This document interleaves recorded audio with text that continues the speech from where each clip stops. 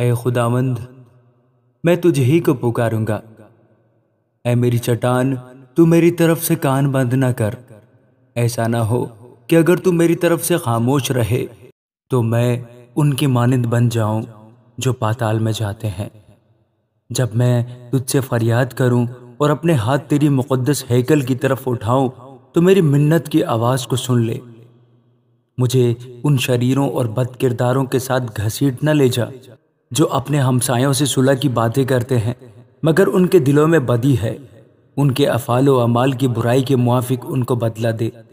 ان کے ہاتھوں کے کاموں کے مطابق ان سے سلوک کر، ان کے کیے کا عوض ان کو دے۔ وہ خداوند کے کاموں اور اس کی دستکاری پر دھیان نہیں کرتے، اس لیے وہ ان کو گرا دے گا اور پھر نہیں اٹھائے گا۔ خداوند مبارک ہو، اس لیے کہ اس نے میری منت کی آواز سن لی۔ خداوند میری قوت اور میری سپر ہے، میرے دل نے اس پر توکل کیا ہے اور مجھے مدد ملی ہے، اس لیے میرا دل نہایت شادمان ہے اور میں گیت گا کر اس کی ستائش کروں گا۔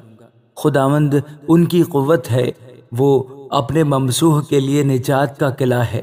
اپنی امت کو بچا اور اپنی میراث کو برکت دے، ان کی پاسبانی کر اور ان کو ہمیشہ تک سنبھالے رہے۔